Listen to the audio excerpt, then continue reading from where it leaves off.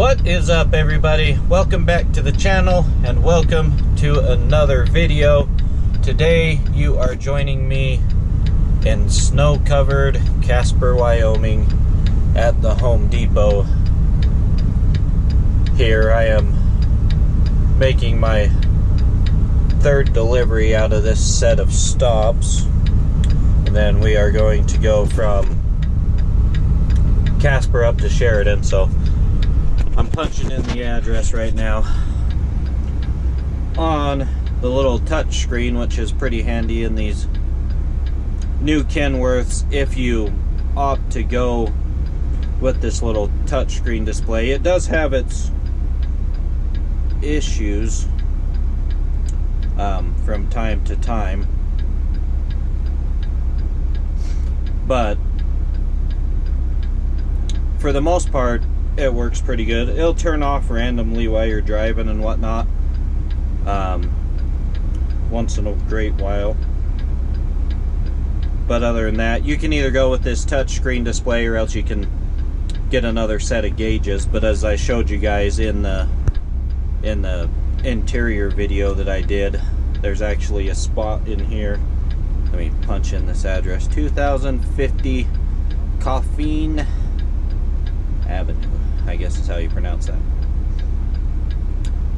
So that's where we'll go. But today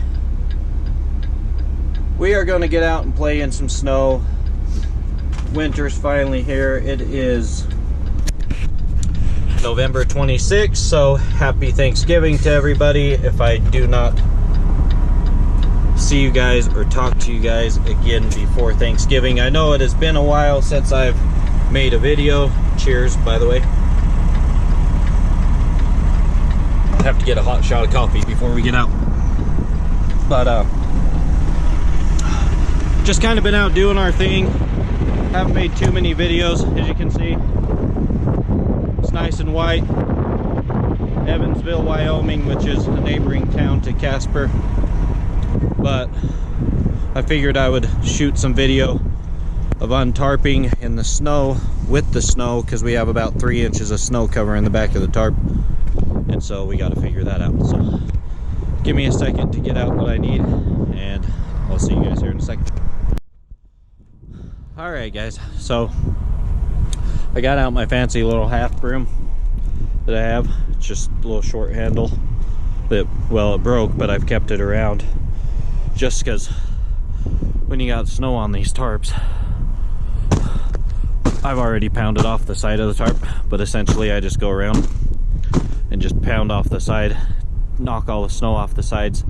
As you can see, we have ice buildup everywhere on all the winches, on all the straps. It's cold, wet, snowy, and so what we do is with this, because I wouldn't be able to move the tarp, as you can see, there's, I don't know, 1.5 inches of snow, inch of snow on my tarp there, and up on top of the pallets. And so what I'll do is, I won't video why I'm doing this part, but essentially get up on the deck and get on your tarp, and you have to sweep off all the snow, otherwise it's going to be too heavy to move. So I'll do that, and then I use my winch bar to knock all these big ice chunks off. Yeah, that isn't even going to come off with this, but oh, there you go. So you have to knock those off, but it's a lot easier if you use your tension bar, which is here. So let's get up there. We'll get all the snow swept off of the tarp. You have to be really careful while you're up on the tarp, because these tarps turn into like an ice skating rink with the damn snow on them. And then above and beyond that, let me show you the back of the trailer.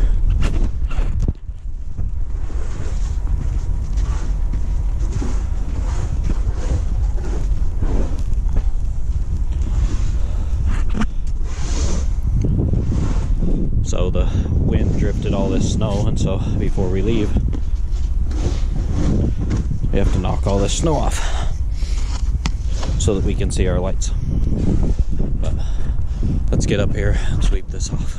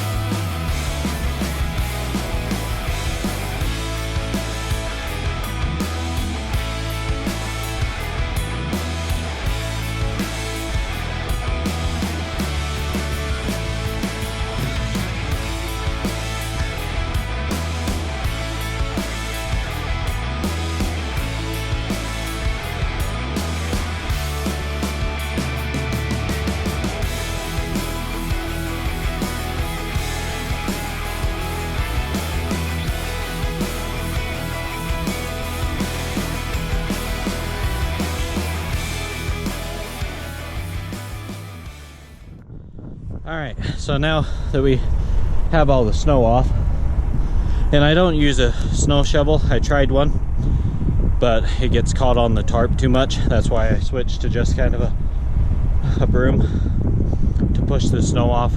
Less chance of ripping tarps. But, and then the gloves that I use, if you guys are wondering, these are just, you get them at, I just got these at Love's, but they're insulated and rubberized. And this kind actually went up onto my wrist, and so like these keep my hands nice and dry. They still will get cold, so every once in a while they have a deal where they're like 2 for $20 or something. And so if you keep one on top of your defroster in your truck, and then, you know, as you wear this one and your fingers start getting cold to where you can't feel them, then go grab the pair off of your dash that's been sitting in the defroster, stick them on. Your hands get warm again, stick these pair on, and if you have to, you can switch out gloves like every 10 minutes, and it'll save your fingers, trust me. So, but now we should be good to pull the bungees and then the tarp, and then I use my corner installer that I made here. But I've been using this to push under the tarp and then put the tarp up on top of the pallets. So let's get the bungees off.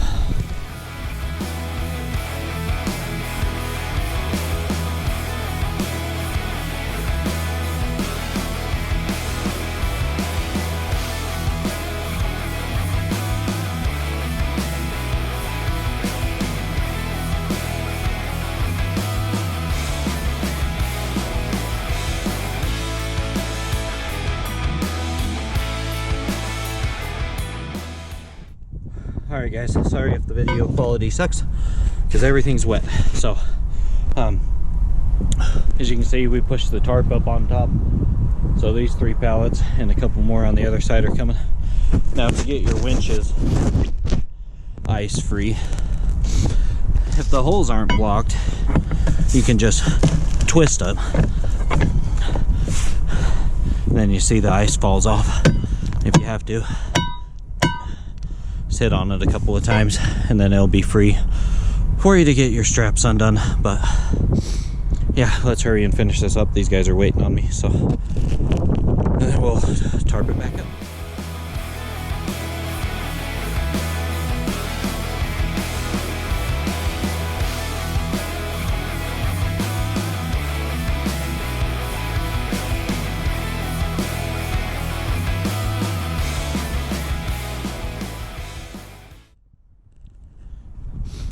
Well, we're all unloaded, so I just need to button up the tarp, but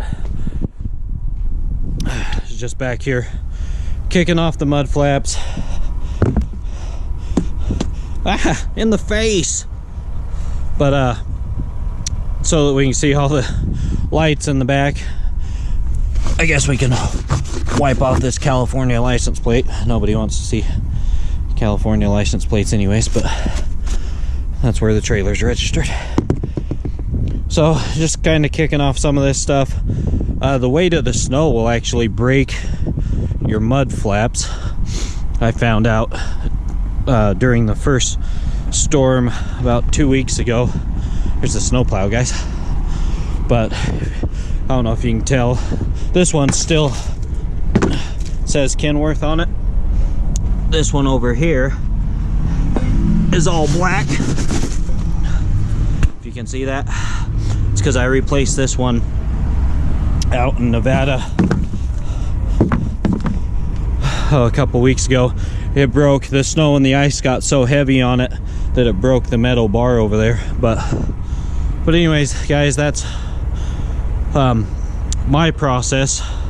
Like I always say, you know, this is just what works for me, but that's my process of how I deal with my tarps in the snow. I know I've showed you guys how to tarp and whatnot in previous videos in the snow, but this is how I deal with getting the snow off, because as you can see, I leave the tarp laid out along the bed. I don't roll it up against the pallets.